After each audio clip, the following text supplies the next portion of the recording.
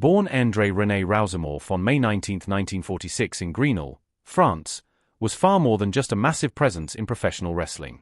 His life was shaped by a rare medical condition, early physical hardship, and an unshakable determination to rise above his humble rural beginnings. At birth, he already weighed a remarkable 13 pounds. His parents, however, were of entirely average height. His mother stood at 5 feet 2 inches in and his father at 6 feet 2 inches in. Yet, André began growing rapidly from an early age. By the age of 12, he had already reached 6 feet 3 inches in. By 17, he had grown to 6 feet 7 inches in, and eventually, he would top out at over 7 foot tall, weighing more than 500 pounds. His size was the result of a rare hormonal disorder called acromegaly caused by the excessive production of human growth hormone. This condition leads to the continuous growth of bones and tissues, and when it begins in childhood it often results in gigantism. Despite this underlying medical challenge, André led a fairly normal early life. He began school at 6 years old and excelled academically, particularly in mathematics and sports. His exceptional size made him a natural goalkeeper in soccer. And by the time he was 10 years old, already 6 feet tall, it became nearly impossible for opponents to score against him. However, André's formal education was cut short. It wasn't due to poor academic performance, but because his father needed help on the family farm. At age 14, which was legal under French law at the time, André left school and began working full-time. His enormous strength allowed him to do the work of several men. But deep down, he grew restless. Farming wasn't his dream, and he longed for something more. It was around this time that André discovered professional wrestling, a world where his unique size could be admired rather than seen as a burden. At the age of 18, André moved to Paris. His exceptional physical presence immediately attracted attention. He was discovered by local wrestling promoter Robert Laget, who saw enormous commercial promise in him. Supporting himself as a mover by day and training as a wrestler by night, André began his wrestling career under the name Jean Fear, inspired by a legendary French figure. In 1966, Canadian wrestler and promoter Frank Valois became his advisor and manager, helping André expand his career beyond France. His televised debut came in a match against Luppy the Prince, and soon audiences across Europe were captivated. His fame exploded globally in the 1970s and even more so in the 1980s when he joined the World Wrestling Federation, now WWE, and earned the nickname the Eighth Wonder of the World. Fans, both children and adults, marveled at his size and surprising agility in the ring. Yet behind the fame lay a complex man coping with a misunderstood and poorly managed medical condition. André had begun experiencing an abnormal growth spurt around the age of 14, but doctors did not identify acromegaly until much later. By the time he was officially diagnosed in 1981, after breaking his ankle, the damage had already been done. His hands, feet, and head had grown to extreme proportions. He wore size 22 shoes, and everyday objects looked like toys in his massive hands. His condition made everyday life a constant challenge. Using a rotary phone required dialing with a pencil because his fingers were too large. Air travel was pure agony. He wrestled nearly 300 days a year, but couldn't fit in airplane lavatories, resorting instead to using a bucket to relieve himself. Regular cars cramped his frame, forcing him to ride long distances in constant discomfort. Perhaps most tragically, André was unaware of the true nature of his condition for many years. Although it is believed he was first diagnosed in Japan in 1971, it wasn't confirmed until a full decade later. Treatments existed that could help manage acromegaly, but they could not reverse its effects. By then, André had accepted his fate. His story is not merely one of physical size or wrestling fame. It is one of resilience, pain, loneliness, and strength. His legacy lives on not just in the ring, but also in the hearts of those who knew him as more than a mythical figure. André the Giant was a man who stood tall both literally and figuratively in a world too small to contain him.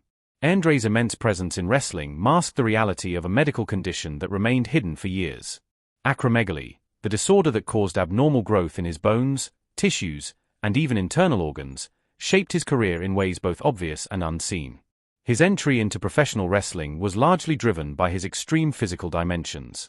Weighing around 540 pounds and having hands nearly twice the size of an average adult's, André could perform tasks with ease that others found difficult. Despite his incredible size, he competed fairly under heavyweight wrestling rules and rapidly became a national sensation. He remained undefeated for years, not solely because of his skill, but because injuring him was virtually impossible. Many matches required 2 or 3 opponents just to pose a real challenge. During the 1970s and 1980s, his popularity skyrocketed, making him one of the most recognized figures in the wrestling world. But acromegaly came at a cost.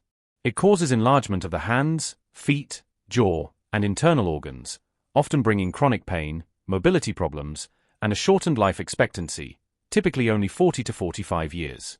Despite these challenges, Andre wrestled for decades. He avoided intense workouts because his size alone gave him a natural advantage. Outside the ring, he became famous for his staggering alcohol consumption, reportedly able to drink more than 100 beers in one sitting. Yet beneath the spectacle was a man yearning for normalcy. In his own words, "It's not my fault being the biggest and the strongest. I don't even exercise." As the years passed, Andre's body began to fail him. His knees and back, burdened by his enormous frame, deteriorated. He eventually required knee surgery just to keep performing, but even that couldn't halt the pain. Still, he continued for the sake of his fans. By 1992, his health had declined to the point where he officially retired.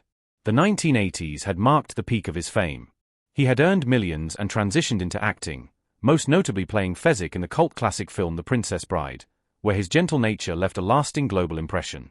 Tragically, complications from acromegaly would cut his life short. Yet, his legacy included one of wrestling's most iconic moments, WrestleMania 3, held on March 29, 1987 at the Pontiac Silverdome in Michigan, where more than 93,000 fans gathered to see his epic showdown with Hulk Hogan. Once allies, Andre had turned against Hogan, setting the stage for a dramatic clash. The physical contrast was striking. Andre at 7 feet 4 inches in and 540 pounds against Hogan's 6 feet 7 inches in and 300 pounds. Despite his intimidating presence, Andre often felt alienated in public. He was stared at, photographed without consent, and approached by people fascinated more by his size than his humanity. In interviews, he expressed frustration that many treated him as a novelty instead of a person. Still, his reputation for alcohol consumption continued to grow with tales, never fully verified, of him drinking 100 beers or 20 bottles of wine in one sitting. That night at WrestleMania, the match began with failed attempts by Hogan to lift Andre. But eventually, after hulking up and drawing energy from the roaring crowd, Hogan did the impossible. He lifted Andre off the mat and body-slammed him, then delivered his signature leg drop for the win. The crowd erupted in disbelief and celebration. That moment became a landmark in wrestling history, not only for its display of strength, but also as a symbolic passing of the torch. WrestleMania 3 cemented both Hogan's and Andre's places in pop culture lore. Sadly, just 6 years later, Andre would pass away at the age of 46 while visiting France. His death did not end his story, however. In 1979, his daughter Robin Christensen Roussimoff was born to Jean Christensen, a woman Andre had met in the early 1970s when she worked for WWE. Their relationship was brief, and what followed was a lengthy legal battle to ensure Andre supported his daughter financially. Robin only met her father a handful of times as a child, as his constant travel and strained relationship with Jean kept them apart. Jean and Robin once appeared on the television program A Current Affair, where Jean recounted her first meeting with Andre and the challenges that followed. During her pregnancy, Andre reportedly believed he was physically incapable of having children, leading him to initially doubt whether Robin was his daughter. But a court-ordered blood test in 1981 confirmed paternity, and Andre was ordered to pay between $750 and $1,000 per month in child support. Jean claimed that it wasn't Andre himself who resisted supporting Robin, but rather his management team who tightly controlled his finances. Andre's demanding travel schedule and his strained relationship with Jean made meaningful contact with Robin difficult. According to The Eighth Wonder of the World by Bertrand Heber and Pat LaPrade, phone conversations between Andre and Robin often dissolved into arguments between Andre and Jean. While Andre wanted to see his daughter, he hoped to do so without her mother's involvement. Robin, understandably wary, did not feel comfortable visiting him alone.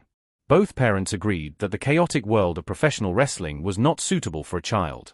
Following Andre's death, Robin inherited part of his estate and gained exclusive rights to his name and likeness, making her responsible for preserving his legacy.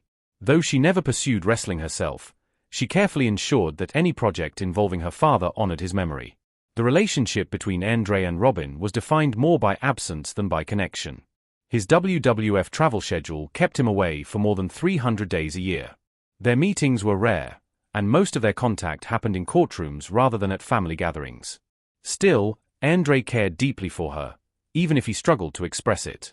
Jean, wanting Robin to have a normal life, raised her away from the public eye. Andre